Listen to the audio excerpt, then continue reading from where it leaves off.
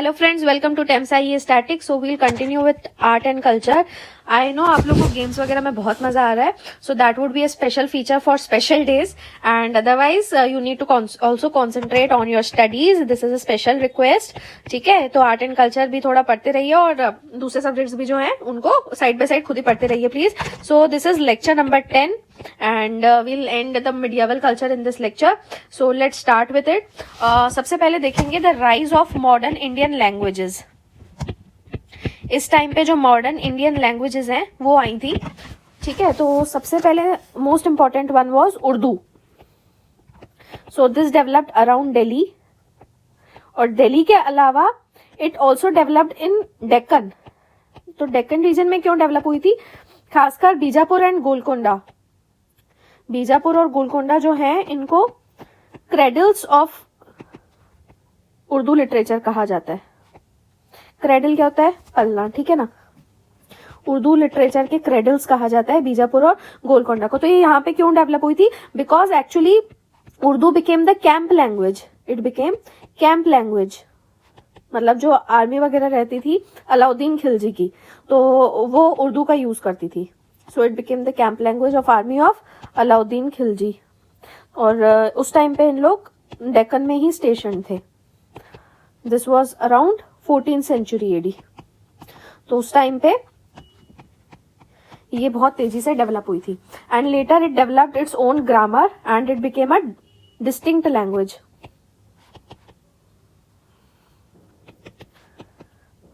और बाद में फिर इसको एलिट्स भी यूज करने लगे थे. Also you must be knowing about Amir Khusro. So Amir Khusro जो थे वो भी पोएट्री कंपोज करते थे इन Urdu. He composed poetry in Urdu. Fine. Then 18th और 19th सेंचुरी में बहुत ज्यादा डेवलप हुई थी. 18th-19th सेंचुरी में जैसे पोएट्री बहुत डेवलप हुई थी. Prose, short stories, novels, dramas, ये सब उर्दू में डेवलप हुए थे. इनफैक्ट जो फर्स्ट हाफ 19th सेंचुरी का है, 19th का फर्स्ट हाफ, उसमें उर्दू जर्नलिज्म बहुत इंपॉर्टेंट था. उर्दू जर्नलिज्म ने स्पेशल रोल प्ले किया था in the struggle for independence. In struggle for independence. Okay, इसके अलावा कौन सी लैंग्वेजेस डेवलप हुई थी उर्दू के अलावा? मॉडर्न लैंग्वेजेस तो उस टाइम पे ही मिडियावल में ही डेवलप हुई थी. बंगाली, असमीज, उड़िया, देन खड़ी बोली. सो this is not a language but it developed during that time.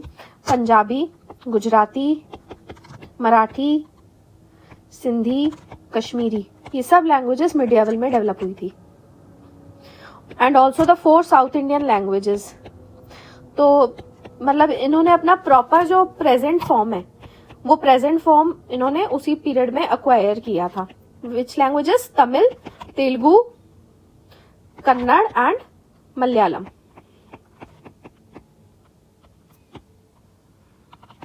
ठीक है, तो ये था लैंग्वेजेस के बारे में. अब हम देखेंगे नए रिलीजन्स, न्यू फेथ्स. सो इस टाइम पे 2 न्यू फेथ्स आए थे. First was Sikhism and the other was Zoroastrianism. ठीक है, तो सबसे पहले हम देखेंगे सिखिज्म के बारे में. So Sikhism developed mostly in Punjab. And आपके लिए क्वेश्चन है that you have to tell me what is the approximate population currently. Fine.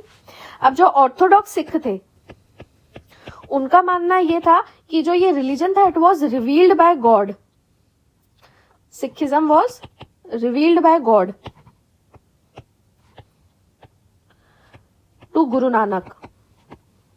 तो गुरु नानक जो थे मतलब एक तरीके से वही प्रॉफिट थे और उनको गॉड ने ये रिलीजन रिवील किया था. And then his spirit it entered into the second guru and all the subsequent gurus.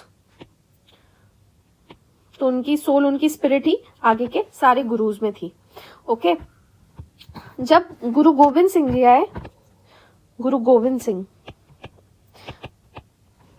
So he ordained that आदि ग्रंथ should be treated as गुरु.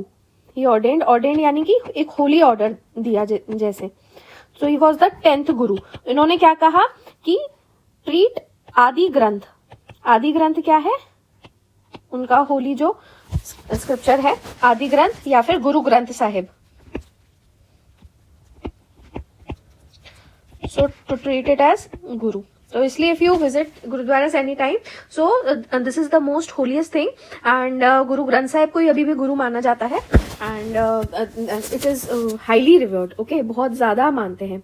लेकिन हिस्ट्री स्टूडेंट, अब देखो ये मैंने आपको बताया कि ये ऑर्थोडॉक्स का तो क्या मानना था कि it was revealed, the religion was revealed by God to Guru Nanak, but the history students believe that the birth of this religion was through Bhakti movement. Bhakti movement की जो निर्गुण ब्रांच है, हमने पढ़ी थी, निर्गुण ब्रांच की क्या खासियत थी कि गॉड को एक फॉर्मलेस उसमें मानते हैं आकार में, मतलब ही शेपलेस फॉर्मलेस, तो वहां से इसकी बर्थ हुई। Okay, and who are the followers of Nirgun branch, मैं आपको बता चुकी हूँ, so tell me in the comment section if you remember it.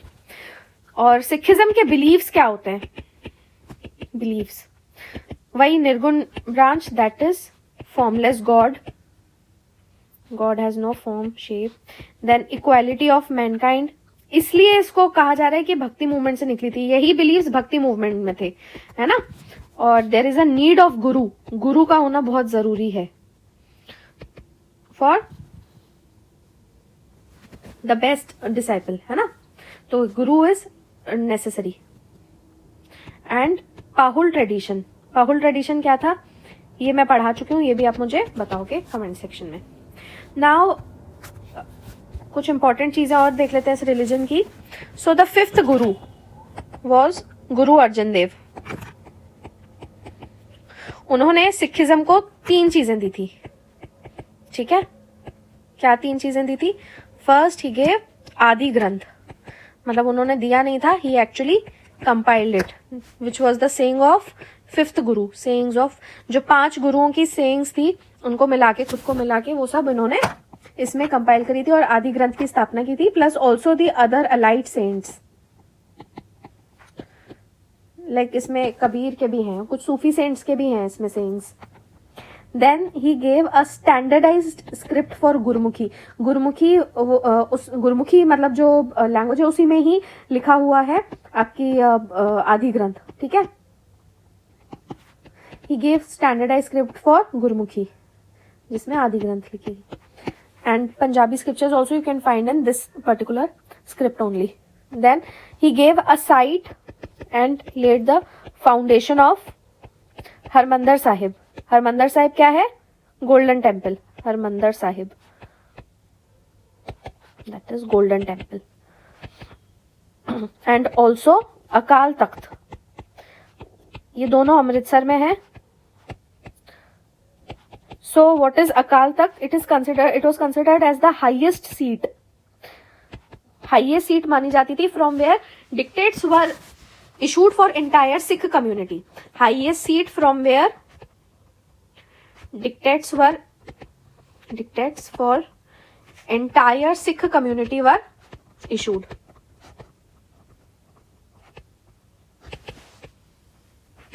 ठीक है, आई होप आपको ये चीजें क्लियर हुई। तो रिमेंबर अर्जन देव ने 3 चीजें दी थी, आदि ग्रंथ, दूसरा गुरुमुखी और तीसरा हरमंदिर साहिब का फाउंडेशन गोल्डन टेम्पल का और अकाल तख्त, ठीक है। अब गुरु गोबिंद सिंह, मैंने अभी आपको बताया कौन से गुरु थे, ये 10th गुरु थे। गुरु गोबिंद सिंह का क्या कॉन्ट्रीब्यूशन रहा था? So he created first of all Khalsa. Khalsa का मतलब होता है प्योर। मतलब एक मार्शल फॉर्म दिया था इस कम्युनिटी को।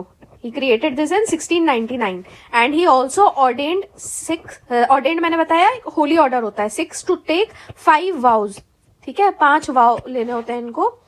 क्या क्या होते हैं? First of all kesh, long hair and beard, then there is kangha which is comb, then there is kara that is metallic bangle, आपने देखा होगा ये सब चीजें पहने हुए भी, और kirpan that is sword and kachha which is underwear that is extending to little above knees. Okay, so these are the distinguishing marks of Sikh. Obviously you can identify that thing, ठीक है।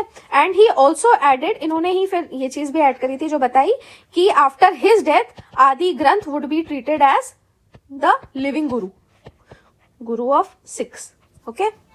और सिखिज्म का एक इंपॉर्टेंट फीचर है music.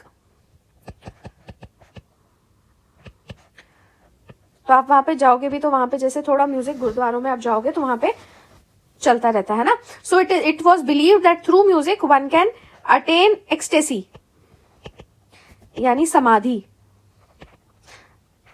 समाधि प्राप्त हो सकती है अगर आप म्यूजिक में। देखो वैसे ही है, जैसे मैं आपको वही कह रही थी, देयर सिमिलैरिटी बिटवीन भक्ति मूवमेंट एंड सूफीज्म। तो सूफी मूवमेंट में भी हमने देखा था यही चीज होती है, म्यूजिक वगैरह पे बहुत जोर दिया जाता है, right. Now the second religion which will talk about is ज़ोरास्ट्रियनिज्म।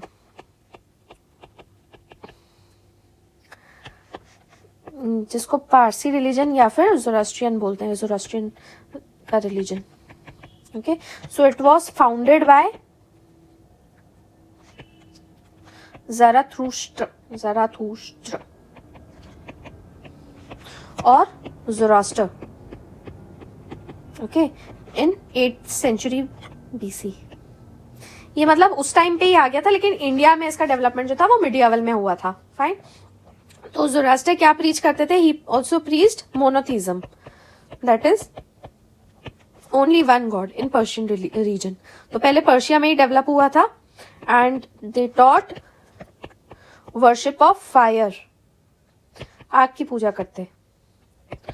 Then इसमें एक कंसेप्ट होता है अहुरा मजदा और अहुरा मान, अहुरा मजदा और अहुरा मान।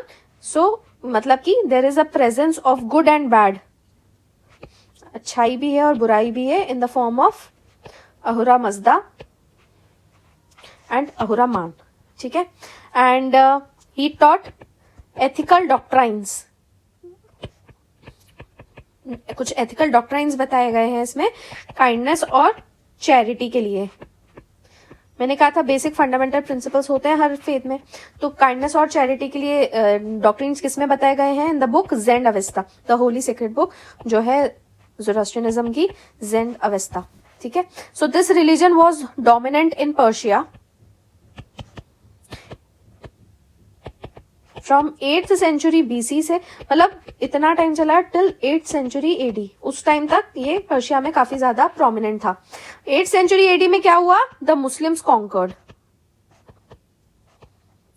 सो आफ्टर विच द, इसकी वजह से मुस्लिम्स के कॉन्कर करने की वजह से ये हुआ कि ज्यादातर जो पारसीज थे they migrated to different parts of the world, ये माइग्रेट कर गए to different parts of the world.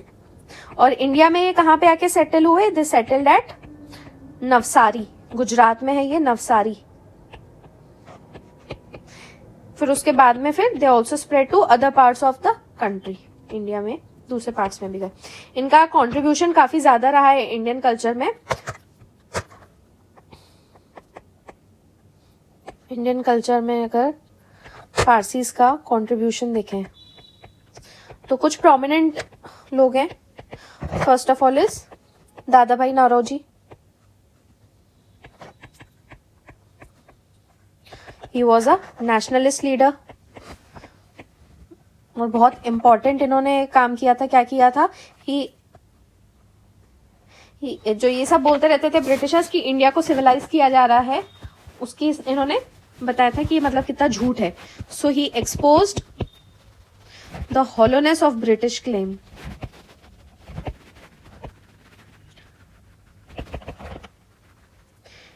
कि इंडिया को सिविलाइज किया जा रहा है, of civilizing India and not exploiting it. ये notes please as it is आप लिखते जाइए, ओके। मेरी राइटिंग थोड़ी अच्छी नहीं आती है, आप अच्छी राइटिंग में, ताकि आप रिवाइज कर सको, keep writing. Another important figure was Jamshedji Tata. So at some places you would find the spelling as Jamsetji, ठीक है। So he was an Indian industrialist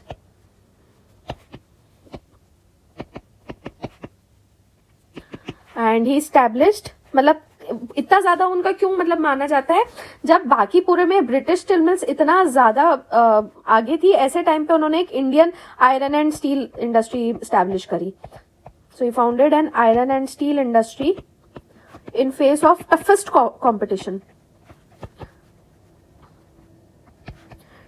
competition posed by British steel mills.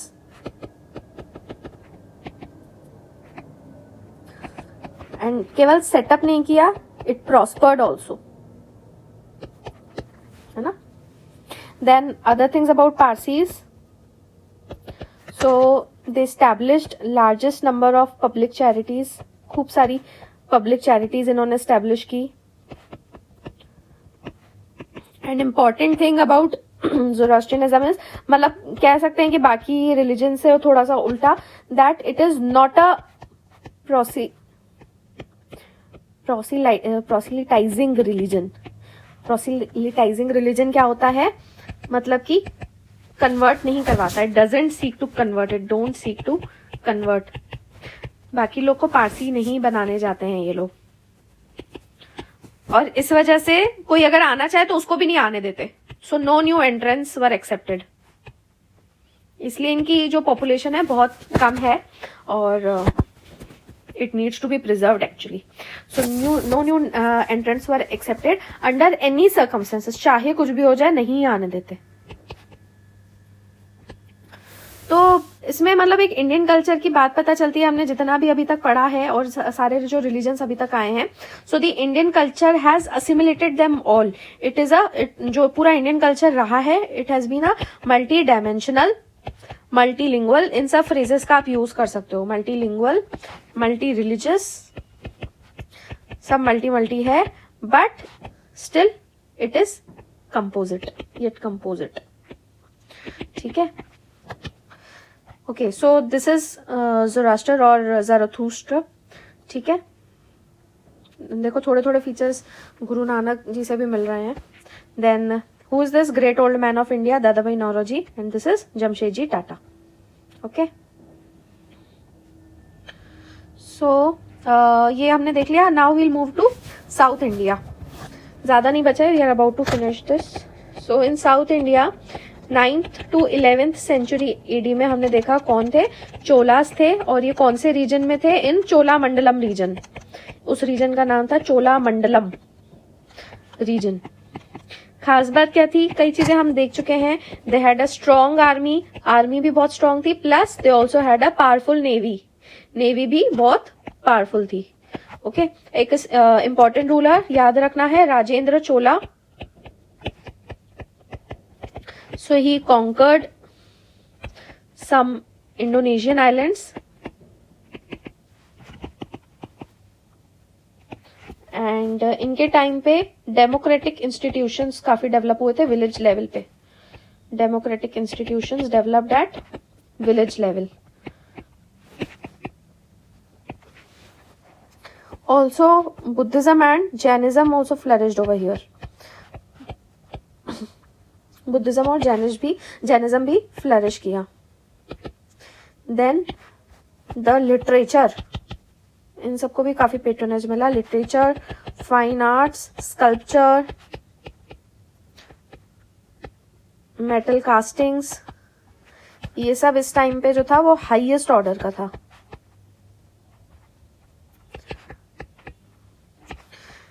Then in 14th century AD there was a rise of new state, new empire known as the Vijayanagar empire. ये आज के Karnataka reason में आता है. और इसके just north में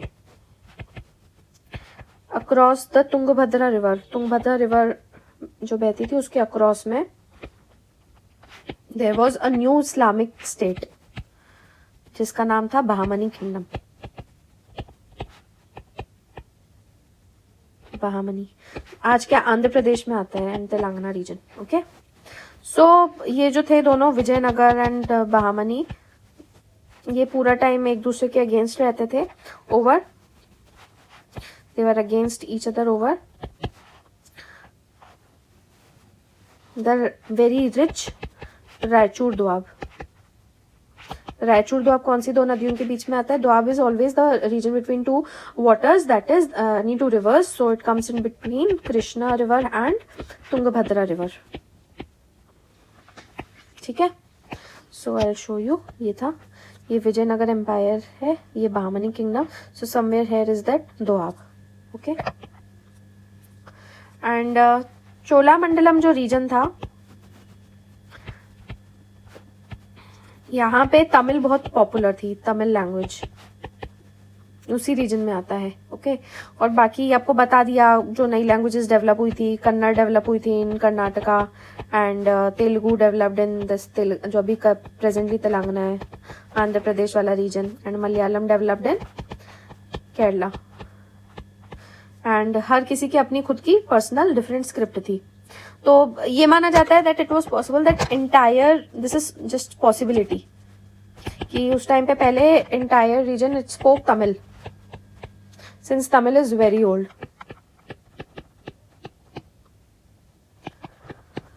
ठीक है, अब 14th to 16th सेंचुरीज में जो था विजयनगर एम्पायर जो था बहुत ज्यादा इट रीच्ड ग्रेट हाइट्स, और यहाँ पे बाहर से भी काफी एम्बेसडर्स वगैरह आते थे, the foreigners they visited here Vijayanagar in 15th and 16th century. You can give me some names of the foreigners who visited, and they praised the kings, town people. और अभी भी मतलब अगर आप देखो विजयनगर का जो कैपिटल था विच वाज हम्पी, तो वहां पे अभी भी है ना रेमिनेंट्स मिलते हैं, तो they still the remains they dazzle the people. काफी अच्छी, काफी बढ़िया एम्पायर था। ओके, और चोला पीरियड में, या एक और चीज याद रखना, चोला पीरियड में Kanchi was a great seat of learning. Kanchi was a great seat of learning, that is Kanchipuram. Okay, और विजयनगर के जो किंग्स थे वो मैंने पहले ही बताया आपको, काफी ज्यादा they were great patrons of art and learning also. Okay, so this is it from this video. I hope आपको अच्छा लगा। प्लीज लाइक कीजिए, शेयर करें और सब्सक्राइब करें अगर अभी तक नहीं करा है तो। Thanks for watching and have